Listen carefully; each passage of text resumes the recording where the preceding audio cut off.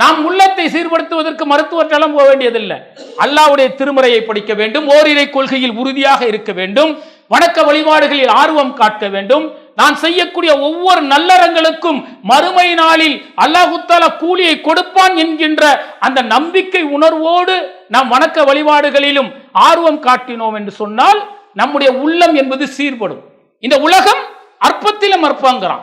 ஒவ்வொரு ஆன்மாவும் மரணத்தை சந்தித்தே தீருங்கிறான் ரப்புல் ஆலமீன். எல்லா உயிர்களும், அவனால் படைக்கப்பட்ட அத்தனை உயிர்களும் மரணத்தை சந்திக்கும்ங்கிறான். அல்லாஹ் படைத்த ஜின்கள் மரணத்தை சந்திப்பார்கள், அவனால் படைக்கப்பட்ட அத்தனை ஜீவராசிகளும் மரணத்தை சந்திக்கும் என்கின்ற அந்த மரண சிந்தனை இருக்கிறதே, அந்த மரண சிந்தனை உள்ளத்தை சீர்படுத்தும் என்பதை நாம் தெரிந்து கொள்ள வேண்டும். எப்படி மரண சிந்தனை சீர்படுத்தும்? அளவற்ற அருளாளனும் நிகரற்ற பேரன்புடையனுமாக்கிய எல்லாம் வல்ல ஏக இறைவனான அல்லாஹ்வை புகழ்ந்தவாறு என்னுடைய இந்த உரையை தொடக்கம் செய்கின்றேன். அன்பிற்கினிய சகோதர சகோதரிகளே, இந்த அண்ட சராசரத்தை படைத்து ஆட்சி செய்து கொண்டிருக்கக்கூடிய ரப்புல் ஆலமீன் மனிதர்களை ஏன் படைத்தேன் என சொல்லும் பொழுது அழகிய செயலுக்குரியவர்கள் யார் என சோதிப்பதற்காகவே மரணத்தையும் கொடுத்து வாழ்வையும் கொடுத்து நான் அவர்களை சோதிக்கிறேன் என ரப்புல் ஆலமீன் சொல்கின்றான். அப்ப இந்த பூமியில் அல்லாஹ் தஆலா மனிதர்களை படைத்திருப்பது எதற்காக என்று சொன்னால், அவர்களில் அழகிய செயலுக்குரியவர்கள் யார் என சோதிப்பதற்காகவே அல்லாஹ் தஆலா நம்மை எல்லாம் படைத்திருக்கின்றான்.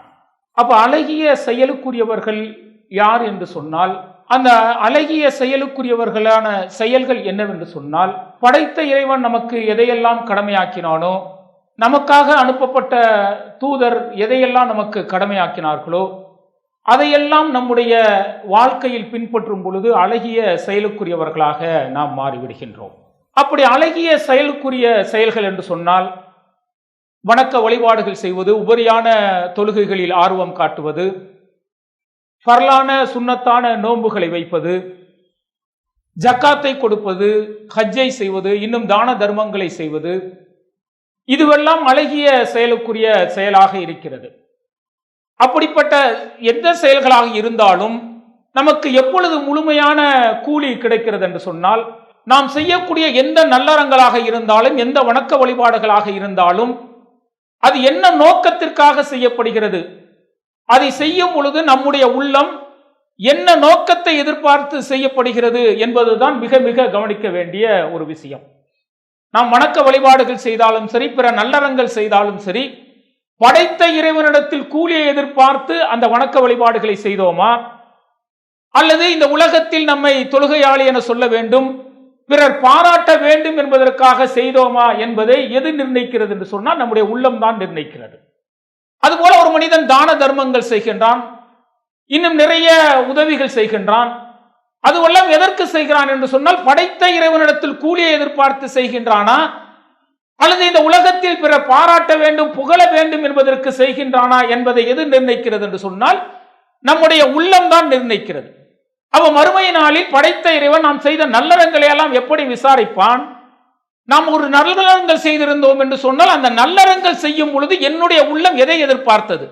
படைத்த இறைவனிடத்தில் கூலியை எதிர்பார்த்து இந்த நல்லறங்களை செய்ததா, அல்லது உலகத்தில் கிடைக்கக்கூடிய அற்பமான புகழுக்கும் பெருமைக்காகவும் செய்ததா என்பதை நம்முடைய உள்ளங்களை வைத்துத்தான் கண்காணிக்கின்றான்.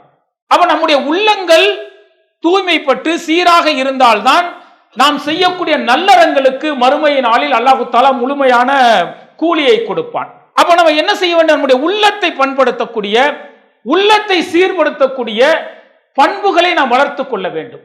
அதனால்தான் அல்லாஹ் தஆலா சொல்றான், யார் பரிசுத்தமான உள்ளத்தோடு வருகிறார்களோ அவர்களே கண்ணியமிக்கவர்கள் என்று அல்லாஹ் தஆலா சொல்கின்றான். அவ பரிசுத்தமான உள்ளத்தோடு இறைவனை சந்திக்கக்கூடியவர்கள் தான், அவர்களுக்கு மறுமையில் கண்ணியம் வழங்கப்படும், உயர்வான தகுதிகள் வழங்கப்படும். யாருடைய உள்ளம் பரிசுத்தமாக இருக்கிறதோ அவர்கள் வெற்றி பெற்றவர்கள் அல்லாஹ் தஆலா. யார் தங்களுடைய உள்ளத்தை இந்த உலக வாழ்க்கையில், உலகத்தில் கிடைக்கக்கூடிய பாவங்களில் புரட்டி அடிக்கிறார்களோ அவர்கள் தோல்வி அடைந்தவர்கள் என்று ரப்புல் ஆலமீன் சொல்கின்றான். அப்ப இந்த உள்ளத்தை வைத்துத்தான் நாம் செய்யக்கூடிய நல்லறங்கள் என்பது மறுமை நாளில் முழுமையாக கூலியை கொடுக்கக்கூடியதாக இருக்கிறது. அப்ப இந்த உள்ளத்தை சீர்படுத்தினால்தான் நல்லறங்கள் நமக்கு மறுமையில் பயனளிக்கும் என்பதால் இந்த உலக வாழ்வில் மிக எச்சரிக்கையாக மனிதர்கள் இருக்க வேண்டும். ஏன் என்று சொன்னால் இந்த உலக வாழ்வு எப்படி இருக்கிறது? மனிதர்களுடைய உள்ளங்களை அலைபாய செய்யக்கூடிய பல்வேறு நிகழ்வுகளை நமக்கு தந்து கொண்டிருக்கிறது. அவ உலகத்தில் இருக்கக்கூடியவர்கள் எப்படிப்பட்ட நிலைக்கு தள்ளப்படுகிறார்கள்?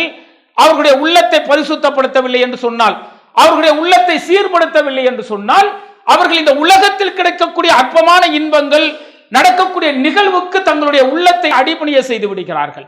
அதனால்தான் அல்லாஹ்வுடைய தூதர் அவர்கள் முன்பின் பாவங்கள் மன்னிக்கப்பட்ட நபிகளார் அவர்கள் யா முக்கல்லிபல் குலூபி சப்பித் கல்பி அலா தீனிக்க, பல உள்ளங்களை புரட்டுகின்ற யா அல்லாஹ், என்னுடைய உள்ளத்தை நீ பரிசுத்தப்படுத்துவாயாக, நேர்மையான மார்க்கத்தின் பக்கம் கொண்டு செல்வாயாக என அல்லாஹ்வுடைய தூதர் அவர்கள் அதிகம் அந்த துவாவை பிரார்த்தனை செய்தார்கள் என்று சொன்னால் என்ன காரணம்?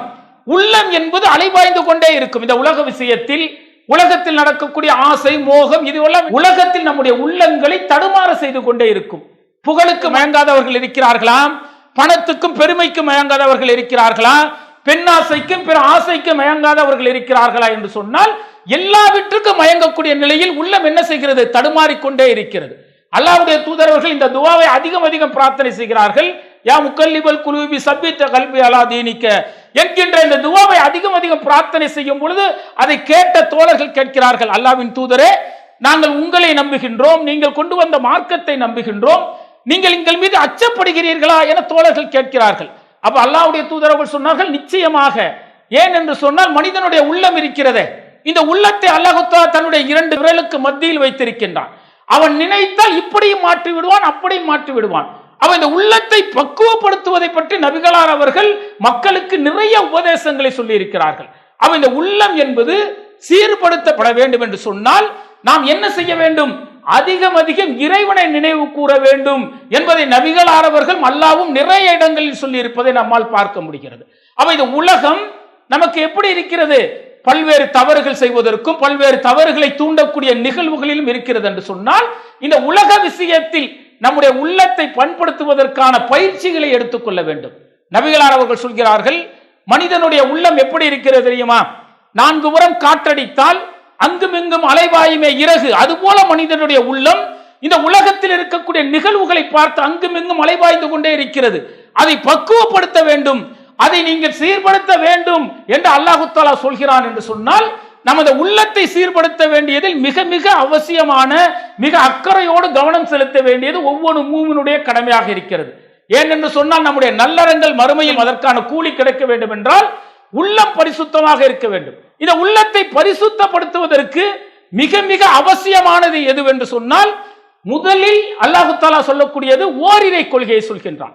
இந்த ஓரிரை கொள்கையில் மனிதர்கள் மிகவும் கவனமாக படைத்த ரப்பை மட்டுமே வணங்கக்கூடியவராக, படைத்த ரப்பை மட்டுமே பின்பற்றக்கூடியவராக இருந்தார்கள் என்று சொன்னால் அவர்களுடைய உள்ளம் சீர்படும் என்று ரப்புல் ஆலமீன் சொல்கின்றான். யா அய்யுஹன்னாஸ் இத்தகு ரப்பக்கும் அல்லதீ கலகக்கும் வல்லதீன மின் கபலிக்கும் லஅல்லக்கும் தத்தகூன், உங்களையும் உங்களுடைய முன்னோரை படைத்த ரப்பை மட்டுமே நீங்கள் வணங்குங்கள், அதன் மூலம் நீங்கள் இறையச்சம் உடையவர்களாகவும் நீங்கள் மன தூய்மை உடையவர்களாகவும் மாற முடியும் என்று ரப்புல் ஆலமீன் சொல்கின்றான். அப்ப ஓரிரை கொள்கையை பின்பற்றும் பொழுது, ஓரிரை கொள்கையை நம்முடைய வணக்க வழிபாடுகளில் மேற்கொள்ளும் பொழுது எப்படி உள்ளம் பண்படுகிறது என்று சொன்னால், நாம் எந்த தவறுகளை செய்தாலும் சரி, எந்த நன்மைகளை செய்தாலும் சரி, படைத்த இறைவன் கண்காணித்துக் கொண்டிருக்கின்றான். இந்த அண்ட சராசரத்தை படைத்து ஆட்சி செய்பவன் ரப்புல் ஆலமீன், அவன் கண்காணித்துக் கொண்டிருக்கின்றான். அவன் மறுமை நாளில் விசாரிப்பான். விசாரித்து நான் செய்த நல்லறங்களுக்கும் நான் செய்த தவறுகளுக்கும் மறுமை நாளில் கூலியை கொடுக்கக்கூடியவனாக இருக்கின்றான் என்கின்ற அந்த இறையச்ச உணர்வோடு அந்த ஓரிரை கொள்கையை பின்பற்றுகின்றோமே, அந்த ஓரிரை கொள்கையை பின்பற்றும் பொழுது உள்ளம் சீரடைகிறது என்று ரப்புல் ஆலமீன் சொல்கின்றான். அப்ப மனிதர்கள் தவறுகள் செய்யாமல் இருக்கிறார்களா என்றால் தவறுகள் செய்யாத மனிதர்களே கிடையாதுங்க. அல்லாஹ் தஆலா மனிதர்களை பலகீனமாகத்தான் படைத்திருக்கின்றான். ஆதமை தன்னுடைய கையினால் அல்லாஹ் தஆலா படைக்கின்றான். அறிவுரை சொல்லித்தான் சொர்க்க சோலைக்கு அனுப்புகின்றான். ஆனா சைத்தானுடைய சூழ்ச்சியினால் என்ன செய்தார்கள்? ஆதம் அலைஹிஸ்ஸலாம் அவர்கள் பலகீனத்தின் காரணமாக எந்த மரத்தை நெருங்கக்கூடாது என்று அல்லாஹ் தஆலா சொன்னானோ அந்த மரத்தை நெருங்கினார்கள். நெருங்கிய பிறகு என்ன செய்தார்கள்? படைத்தவரிடத்தில் பாவ மன்னிப்பை தேடினார்கள். அல்லாஹ் தஆலா மன்னித்தான். அப்ப மனிதர்கள் பலகீனமானவர்கள் தான், அந்த தவறுகள் செய்யாத மனிதர்களே கிடையாது. அல்லாஹ்வுடைய தூதர்கள் சொல்கிறார்கள், தவறுகள் செய்யாத மனிதர்கள் இந்த பூமியில் இருந்தார்கள் என்றால் அல்லாஹ் தஆலா என்ன செய்வானா? அந்த சமுதாயத்தை அழித்து விடுவானாம், மீண்டும் ஒரு சமுதாயத்தை படைப்பானாம். அவர்கள் தவறுகள் செய்வார்கள், அந்த தவறுகளை உணர்ந்து என்னிடத்தில் பாவ மன்னிப்பை தேடுவார்களே, அப்படிப்பட்ட சமுதாயத்தை நான் விரும்புகிறேன் என்று அல்லாஹ் தஆலா சொல்கின்றானாம். அவ தவறு செய்யாத மனிதர்கள் கிடையாது. ஆனா அல்லாஹ் தஆலா என்ன சொல்கிறான் தெரியுமா? தவறு செய்வது மனிதனுடைய இயல்பு. அந்த தவறை உள்ளம் சரி என்று சொன்னால் அது குற்றம் தான் ரப்புல் ஆலமீன். நாம் ஒருவரை திட்டுகின்றோம் அல்லது ஒருவருக்கு ஏதாவது தவறான செயல்களை செய்து விடுகின்றோம், நம்முடைய உள்ளம் இருக்குல்ல, அது உள்ளம் தவறுன்னு சொன்னிச்சுன்னா அது தவறு. இல்ல நம்ம தவறு செய்து அது சரி என நம்முடைய உள்ளம் சொன்னால் நம்முடைய உள்ளம் சீர்கட்டு இருக்கிறது என்ற அர்த்தம். அப்ப இந்த உள்ளத்தை சீர்படுத்த வேண்டும் என்று சொன்னால் நம்முடைய உள்ளத்தை பண்படுத்துவதற்கு ஓரிரை கொள்கையின் பக்கம் நிறைய சிந்தனைகளை கொண்டு செல்ல வேண்டும். நான் செய்யக்கூடிய ஒவ்வொரு செயல்களையும் இறைவன் கண்காணித்துக் கொண்டிருக்கின்றான். நான் பேசக்கூடிய பேச்சுக்களையும் கண்காணித்துக் கொண்டிருக்கின்றான். நான் சொல்லக்கூடிய சொற்கள் இருக்கிறது, அது குறித்து மறுமை நாளில் படைத்த இறைவன் நம்மிடத்தில் கேள்வி கேட்பான் என்கின்ற அச்ச உணர்வு தான் நம்மை பண்படுத்தும். அப்ப நம்முடைய உள்ளத்தை எப்படி சீர்படுத்துவது? ஓரிரை கொள்கை மூலம் சீர்படுத்தலாம். அப்ப அந்த உள்ளம் எங்க இருக்கிறது கேள்வி அடுத்ததாக எழுகிறது இல்ல. நாம் உடல் உறுப்புகளை பார்க்கின்றோம், இதயம் பார்க்கின்றோம், கண்கள் தெரிகிறது, காதுகள் தெரிகிறது, மற்ற உறுப்புகள் எல்லாம் தெரிகிறது. அப்ப உள்ளம் எங்க இருக்கிறது? அந்த உள்ளத்தை எப்படி சீர்படுத்துவது? உள்ளத்தை எப்போது உணர முடியும் என்று சொன்னால், ஒரு அளவு கடந்த இன்பத்தை நாம் அனுபவிக்கும் பொழுது உள்ளத்தை உணரலாம். என் உள்ளமெல்லாம் மகிழ்ச்சியா இருக்குங்க, ரொம்ப சந்தோஷமா இருக்குன்னு சொல்லுவாங்கல்ல, அப்ப அந்த உள்ளம் ஒன்று இருக்கிறது என்பதை நம்மளால உணர முடியும். அதே போல நிறைய கவலை, சொல்ல முடியாத துயரங்கள், துன்பங்கள் இருக்கும் பொழுது நம்முடைய உள்ளத்தில் ஒரு இனம் புரியாத கவலை, இனம் புரியாத ஒரு பாரம் இருக்கும். ரொம்ப கஷ்டமா இருக்குங்க மனசுன்னு சொல்றாங்கல்ல, இப்பதான் உள்ளம் இருக்கிறது. அப்ப அந்த உள்ளம் எப்படி இருக்கிறது என்று சொன்னால் கண்ணுக்கு புலப்படாது. ஆனால் அந்த உள்ளம் என்ன செய்கிறது? நன்மையும் தீமையும் நம்மை பிரித்து காட்டக்கூடிய ஒரு அம்சமாக இருக்கிறது என்றால் இந்த உள்ளத்தை அப்போதுதான் உணர முடியும். அந்த உள்ளத்தை எப்படி சீர்படுத்துவது?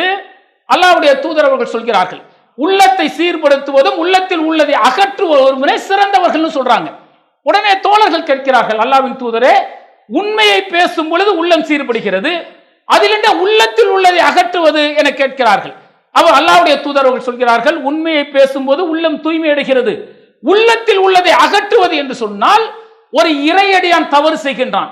அந்த இறையடியான் தவறு செய்யும் பொழுது அந்த தவறுகளை பற்றி பேசாமல் அமைதி காக்கின்றானே, அந்த தவறை பற்றி பிறரிடத்தில் சொல்லாமல் இருக்கும் பொழுது அவனுடைய உள்ளம் பண்படுகிறது, அவனுடைய உள்ளம் பரிசுத்தமாகிறது, அவனுடைய உள்ளம் புதுமை பெறுகிறது என்று அல்லாஹ்வுடைய தூதர்கள் சொல்கிறார்கள். அவனுடைய உள்ளத்தை பண்படுத்தக்கூடிய விஷயம் எங்கிருக்கிறது என்றால், ஒரு இறை விசுவாசி அவன் இறைவனுடைய நாட்டத்தின்படி வணக்க வழிபாடுகள் செய்யக்கூடியவனாக இருக்கின்றான். அல்லாஹ் தஆலா பலகீனத்தின் காரணமாக மனிதர்களை படைத்திருக்கின்றான், அதன் காரணமாக அவன் தவறு செய்கின்றான். அப்படி தவறு செய்யும் பொழுது அந்த தவறுகள் இயல்பானது தானே. அல்லாஹ் தஆலா அப்படித்தானே மனிதர்களை படைத்திருக்கின்றான். அது பலகீனத்தின் காரணமாக தவறு செய்திருக்கிறான். ஏன்னா அந்த தவறை மறைத்து அதை பற்றி பேசாமல் அவதூறு சொல்லாமல் இருக்கும் பொழுது நம்முடைய உள்ளம் பண்படுகிறதா, நம்முடைய உள்ளம் என்ன செய்கிறதா? தூய்மை அடைகிறதா. அப்ப அந்த உள்ளத்தை பண்படுத்துவது என்பது பிறரை பற்றி அவதூறுகள் பேசாமல், பொய்யும் புரட்டும் பேசாமல், அவதூறுகள் பேசாமல் இருக்கும் பொழுது உள்ளம் தூய்மை அடைகிறது, உள்ளம் பண்படுகிறது என்று அல்லாஹ்வுடைய தூதர்கள் சொன்னார்கள். அல்லாஹ்வுடைய தூதர்கள் ஒரு முறை உபதேசம் செய்து கொண்டிருக்கிறார், வானத்திலிருந்து வஹி வருகிறது என்கிறார். அப்பொழுது ஒரு நபித்தோழர், அல்லாஹ்விற்கு அஞ்சி கொள்ளுங்கள்ங்கிறாங்க. உடனே அல்லாஹ்வுடைய தூதர்கள் சொன்னார்கள், இந்த பூமியில் அல்லாஹ்விற்கு அஞ்சுவதில் என்னை விட யார் சிறந்தவர்களாக இருக்க போகிறார்? நீ உன்னுடைய இடத்தை நரகத்தின் இருப்பிடமாக ஆக்கிக் கொள்ளாதே என சொல்லிவிட்ட பிறகு அங்கு அமர்ந்து எந்திரித்து கேட்கிறாங்க, அல்லாஹ்வின் தூதரை நீங்கள் கட்டளையிடுங்கள், அவருடைய தலையை கொய்து விடுகிறேன் என்று சொல்கிறார்கள். அப்போது அல்லாஹ்வுடைய தூதர்கள் சொல்கிறார்கள், அவர் தொழுகையாளியாக இருக்கிறார், அவரை விட்டு விடுங்கள்ங்கிறாங்க. பெரும்பாலான இறை விசுவாசிகள் எப்படி இருக்கிறார்கள் தெரியுமா? உள்ளத்தில் ஒன்றை வைத்துக் கொண்டு உதடுகளில் ஒன்றை பேசக்கூடியவர்களாக இருக்கிறார்கள்.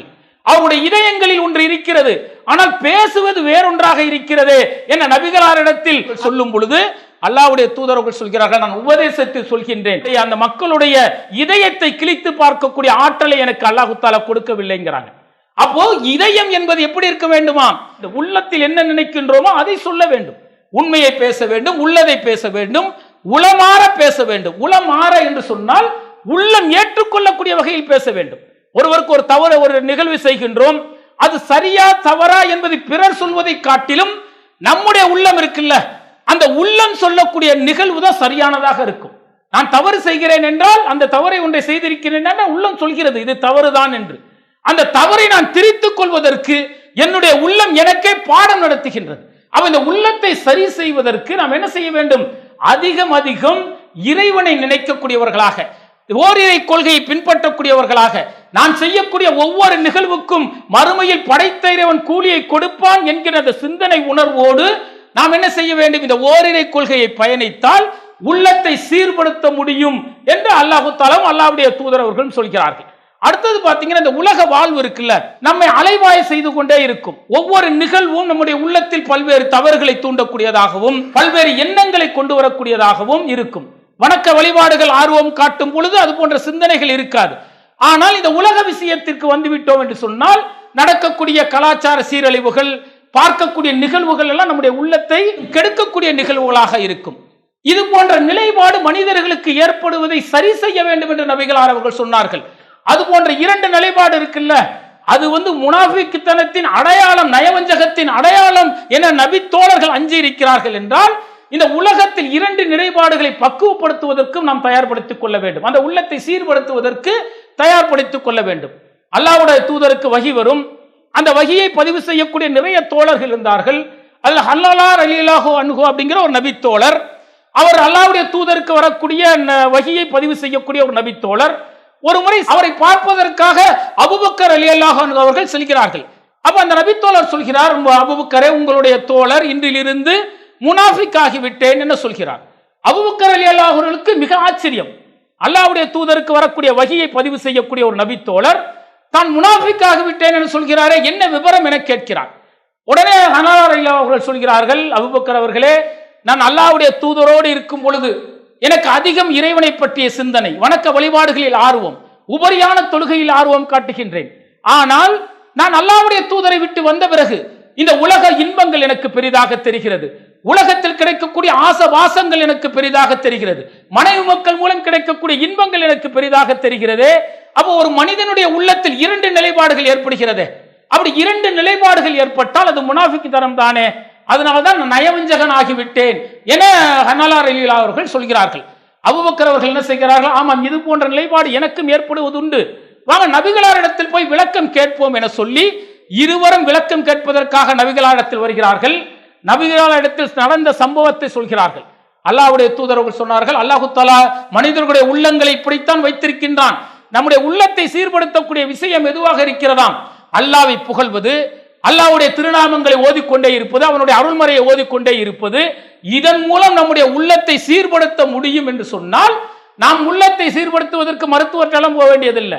அல்லாஹ்வுடைய திருமறையை படிக்க வேண்டும், ஓரிரை கொள்கையில் உறுதியாக இருக்க வேண்டும், வணக்க வழிபாடுகளில் ஆர்வம் காட்ட வேண்டும், நான் செய்யக்கூடிய ஒவ்வொரு நல்லறங்களுக்கும் மறுமை நாளில் அல்லாஹ் தஆலா கூலியை கொடுப்பான் என்கின்ற அந்த நம்பிக்கை உணர்வோடு நாம் வணக்க வழிபாடுகளிலும் ஆர்வம் காட்டினோம் என்று சொன்னால் நம்முடைய உள்ளம் என்பது சீர்படும்.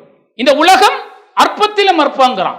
ஒவ்வொரு ஆன்மாவும் மரணத்தை சந்தித்தே தீருங்கிறான் ரப்புல் ஆலமீன். எல்லா உயிர்களும், அவனால் படைக்கப்பட்ட அத்தனை உயிர்களும் மரணத்தை சந்திக்கும்ங்கிறான். அல்லாஹ் படைத்த ஜின்கள் மரணத்தை சந்திப்பார்கள், அவனால் படைக்கப்பட்ட அத்தனை ஜீவராசிகளும் மரணத்தை சந்திக்கும் என்கின்ற அந்த மரண சிந்தனை இருக்கிறதே, அந்த மரண சிந்தனை உள்ளத்தை சீர்படுத்தும் என்பதை நாம் தெரிந்து கொள்ள வேண்டும்.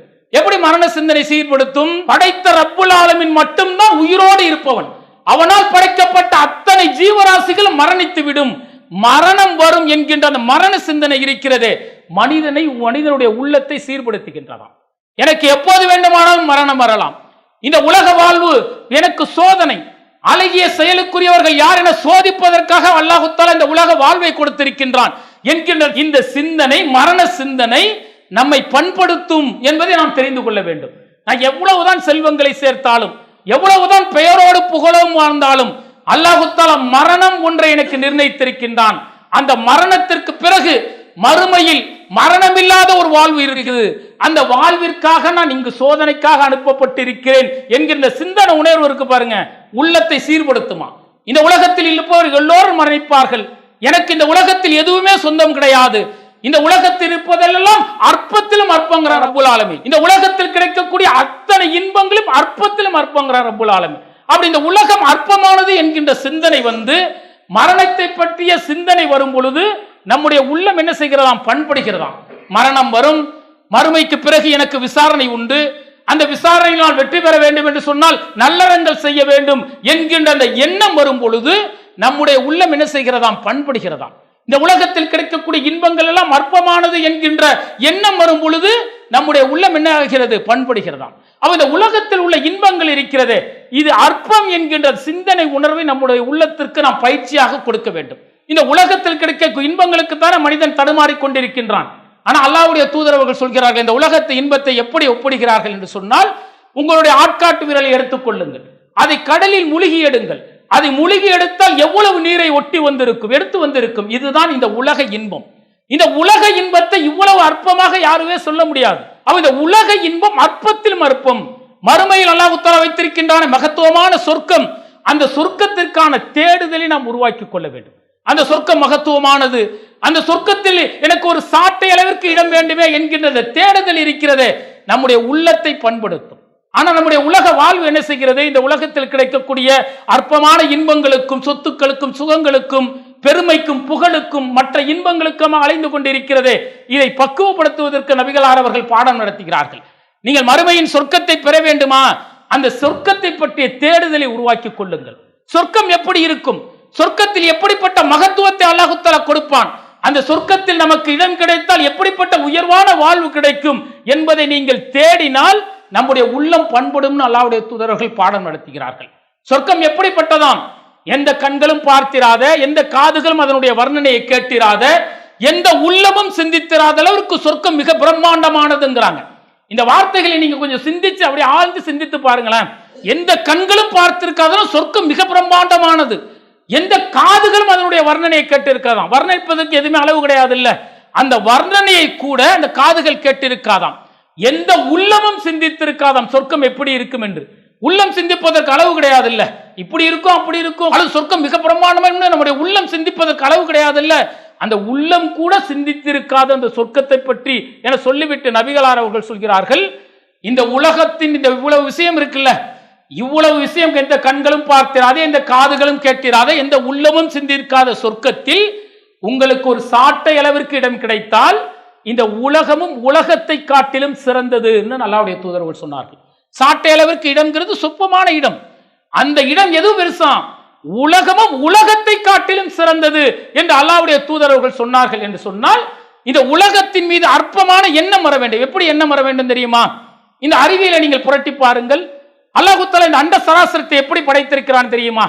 இன்னைக்கு நீங்கள் அறிவியல் சொல்கிறது, நாம் பார்க்கிறோமே சூரியன், இது போல 4000 சூரியன் அந்த பால்வெளியில் சுற்றி கொண்டிருக்கிறதாம். அந்த சூரியனை பல கோள்கள் சுற்றி வட்டமிட்டு கொண்டிருக்கிறதாம். அதில் ஒன்றுதான் நான் பார்க்கக்கூடிய சூரியன். அந்த சூரியனை கோள்கள் சுற்றி கொண்டிருக்கிறது. அது ஒரு கோள் பூமி. அந்த பூமி அல்லாஹ் தஆலா எப்படி படைத்திருக்கின்றான்? 3 பகுதி தண்ணீராக இருக்கிறது. அந்த நிலப்பகுதியை மக்கள் பிரித்து வைத்திருக்கிறார்கள். 200க்கும் மேற்பட்ட நாடுகள். அந்த 200க்கும் மேற்பட்ட நாடில் நான் ஒரு இந்தியாங்கிற ஒரு நாட்டில் வாழ்றேன். அந்த இந்தியாவில் 30 மாநிலங்கள், அதில் ஒரு 30 மாநிலத்தில் தமிழ்நாடுங்கிற ஒரு மாநிலம், அது 40க்கும் மேற்பட்ட மாவட்டங்கள். அந்த 40 மேற்பட்ட மாவட்டங்களில் ஒரு ஊராட்சியில் வாழ்றேன். அது 500க்கும் மேற்பட்ட ஊராட்சிகள் இருக்கிறது. அதில் ஒரு வார்டுல ஏதோ ஒரு இடத்துல நான் இருக்கிறேன். ரொம்ப அற்பமா தெரியுதா இல்லையா? அந்த ஒரு வார்டுல 2 வீடு 3 வீடு ஒரு 1 லட்சம் ரூபாய் 4 லட்சம் ரூபாய் வருமானம் ஈட்டக்கூடிய அந்த வாய்ப்பு எனக்கு இருந்தால் நம்முடைய உள்ளம் என்ன செய்கிறது? பெருமை அடைகிறது. நான் இவ்வளவு செல்வத்தை வைத்திருக்கின்றேன், இவ்வளவு ஆடம்பரமான இவ்வளவு புகழான வாழ்க்கையை வாழ்கிறேன் என வாழ்ந்து கொண்டிருக்கின்றேனே. அல்லாஹ் எப்படி அந்த சராசரத்தை படைத்திருக்கிறான் சிந்தித்து பாருங்கள். அற்பத்திலும் அற்பம், ரொம்ப அற்பம்னு அல்லாஹ் சொல்றான்ல, அது எப்ப புரிகிறது தெரியுதா? 4000 கோள், அதுல ஒரு கோள், அதுல ஒரு பகுதி, அதிலும் ஒரு பகுதி என்னுடைய வீடு, 4 வீடு, நான் ஈட்டக்கூடிய வருமானம் என்று நம்முடைய உள்ளத்திற்கு நீங்கள் பாடம் நடத்தினால் நம்முடைய உள்ளம் பண்படுகிறது, தூய்மை அடைகிறது, சீரடைகிறது. இந்த உலகம் நிரந்தரமானது அல்ல, இந்த உலகம் எனக்கு நிரந்தரமானதல்ல, மறுமைதான் நிரந்தரமானது. மறுமைதான் மரணமில்லாத வாழ்வு. அந்த மரணமில்லாத வாழ்விற்கான ஒரு சோதனைத்தான் இந்த உலக வாழ்வு என்கின்ற அந்த சிந்தனை நம்முடைய உள்ளத்தில் வரும் பொழுது உள்ளம் பண்படைகிறது, சீரடைகிறது. அல்லாஹ்வுடைய தூதர் சொன்னார்கள், இந்த உலக வாழ்வை நீங்கள் எப்படி பார்க்க வேண்டுமா? ஒரு பயணி போல பாருங்கள். இந்த உலக வாழ்வு ஒரு பயணி. நம்ம எந்த இடத்தில் நிறுத்தம் வந்து இருக்கிறதோ இறங்கி விட வேண்டும். இது நிரந்தரமானது அல்ல. என்னுடைய செல்வம் நாளை மற்றொருவருக்கு சொந்தமாகிவிடும். எனக்கு எது சொந்தமாக என்று சொன்னால் நான் செய்த நல்லறங்கள் தான் செய்யும். அந்த நல்லறங்கள் எனக்கு எப்போது முழுமையாக பயனளிக்கும் என்று சொன்னால் நான் பரிசுத்தமான உள்ளத்தோடு, படைத்த இறைவன் கூலியை கொடுப்பானே அதற்காகத்தான் இந்த நற்காரியங்களை செய்கின்றேன், இந்த வணக்க வழிபாடுகளை செய்கின்றேன் என்கின்ற அந்த தூய்மையான உள்ளம் மட்டும்தான் மறுமை நாளில் நமக்கு முழுமையான கூலியை கொடுக்கும் என்று சொன்னால் வணக்க வழிபாடு செய்வது பெரிதல்ல. நான் கொடுக்கக்கூடிய ஜக்காத்தோ, நான் கொடுக்கக்கூடிய செய்யக்கூடிய நல்லறங்களோ பெரிதல்ல. அந்த நிலையில் என்னுடைய உள்ளம் எதை எதிர்பார்த்து செய்கிறது? மறுமையில் படைத்த இறைவனிடத்தில் கூலியை எதிர்பார்த்து செய்கிறதா, அல்லது இந்த உலக இன்பங்களுக்காக, உலக பெருமைக்காக, புகழுக்காக செய்கிறதா என சிந்தித்து நம்முடைய உள்ளத்தை சீர்படுத்துவது மிக மிக அவசியமானது. இதை சீர்படுத்துவது ரொம்ப பெருசெல்லாம் கிடையாதுங்க. இந்த உலக இன்பங்கள் எப்படி என்று சொன்னால், கடல் அலை ஒன்றன் பின் ஒன்றாக வந்து கொண்டிருக்கிறது. அதுபோல இந்த உலக இன்பங்கள் நம்மை அப்படித்தான் ஆட்டி படைக்கும். ஆனால் அதே கடலில் நீங்கள் அடியே செல்ல செல்ல எப்படி அமைதி நிலவுகிறதோ அதுபோல நம்முடைய உள்ளம் இந்த திருமறையை ஓதுவதன் மூலம், ஓரிரை கொள்கையில் உறுதியாக இருப்பதன் மூலம், அல்லாஹ்வை அதிகம் அதிகம் திக்ரு செய்வதன் மூலம், அல்லாஹ்வுடைய தூதர் மீது அதிகம் அதிகம் ஸலவாத் சொல்வதன் மூலம் நம்முடைய உள்ளத்தை பண்படுத்த முடியும் என்பதை தெரிந்து கொண்டு நம்முடைய உள்ளத்தை சீர்படுத்தினோம் என்று சொன்னால் நாம் செய்யக்கூடிய அணு அளவிற்கு நன்மையும் அல்லாஹ் தஆலா மறுமையில் கூலியை தருகின்றான். யார் நரகத்தை விட்டு ஒதுக்கி வைக்கப்பட்டு சொர்க்கத்திற்கு அனுப்பப்படுகிறார்களோ அவர்கள் தான் வெற்றியாளர்கள் என்று ரப்புல் ஆலமீன் சொல்கின்றான். அப்ப இந்த உலக வாழ்வு என்பது அற்பமானது என்கின்ற சிந்தனை உணர்வோடு நான் செய்யக்கூடிய நல்லறங்களுக்கு அல்லாஹ்விடத்தில் முழுமையாக கூலி பெற வேண்டும் என்று சொன்னால், அந்த உள்ளத்தை பரிசுத்தமான உள்ளத்தோடு இருப்பதற்கு பயிற்சி என்பது திருமறையை ஓதுவது, திக்ரு செய்வது, ஓரிரை கொள்கையில் உறுதியாக இருப்பது, அதிகம் அதிகம் ஸலவாத் கூறுவது மூலம் நம்முடைய உள்ளத்தை சீர்படுத்த முடியும் என கூறி என்னுடைய இந்த முதல் உரையை நிறைவு செய்கின்றேன். இஸ்லாம் மற்றும் சமுதாய செய்திகளை அறிந்து கொள்ள தமிழ்நாடு தௌஹீத் ஜமாஅத் யூடியூப் பக்கத்தை உடனடியாக சப்ஸ்கிரைப் செய்து கொள்ளுங்கள். மேலும் பெல் பட்டனையும் கிளிக் செய்து கொள்ளுங்கள்.